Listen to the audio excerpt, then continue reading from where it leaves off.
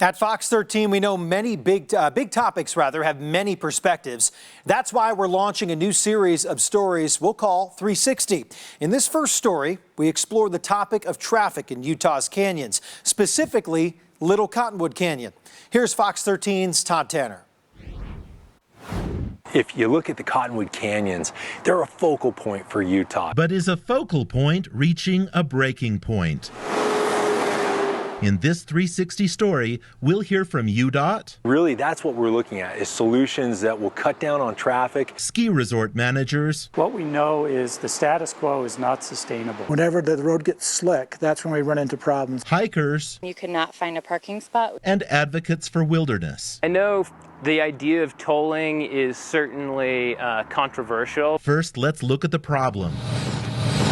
If you've never been stuck in a big traffic jam in Little Cottonwood Canyon, count yourself lucky. We can have 1 to 2 hour delays as cars slide off the road or have to creep down the canyon based upon the conditions. Mike Mon is the general manager of Alta Ski Resort, which opened in 1938. A little over 500,000 people will come here during the winter. The crowds are steadily increasing. Snowbird does a similar number. That's over 1 million winter visitors to the 2 ski resorts up top. Hey, 249ers, we got a pretty big slide. Last season, bad weather and avalanches crossing the roadway left people stuck at Snowbird. We had 300 people a night sleeping on the floor.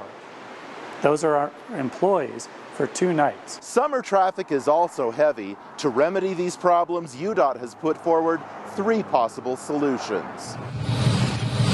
Number one, enhanced bus service. This would be UTA buses running as frequently as every 5 minutes. Number 2 is a lot like the first, but calls for the paving of a new dedicated bus lane. Where those buses would be using that dedicated bus lane would be during the peak hours. If either bus option is approved, new concrete structures over the roadway called snow sheds would be built in areas prone to avalanches, allowing buses and cars to pass underneath. The third proposal, a gondola.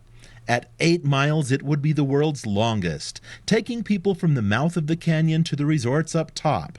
Avalanches wouldn't hinder the gondola as it would glide over areas prone to slides. That's what we're looking at, is solutions that will cut down on traffic and improve mobility. Public comment session for the 3 proposals has already closed. We're also studying all of the ideas that people put forward in the public comment period. We've seen 6,500 comments. UDOT won't say just yet how those 6,500 comments break down, whether one option is proving more popular than others, but as we learned, the managers of Alta and Snowbird are in agreement on what they think is best. We like the idea of gondola because no matter what's happening on the road or in weather conditions, you can get up and down the canyon. You could ride up and have the views, and it would be attraction in itself. They say their combined million visitors simply don't like buses. About 6% of the visitors that come to Alta use the public transportation,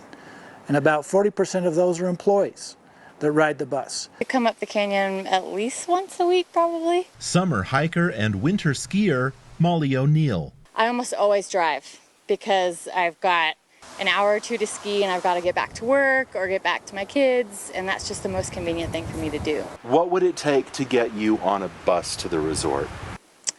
I think super clear information about, where you get on, where you can get off. I actually had a friend fly into Salt Lake and she asked me about the buses and I was like, I have no idea.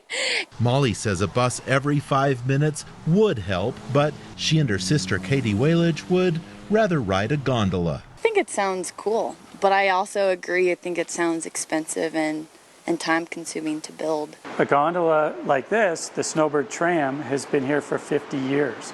So you have to amortize the cost over a very long period of time. And to help make it all work, a parking area could be constructed near the Lakai restaurant. But not everyone is sold on the idea. It's really a project that serves the ski areas, and really that gondola only stops at 3 points: the mouth, Snowbird, and Alta.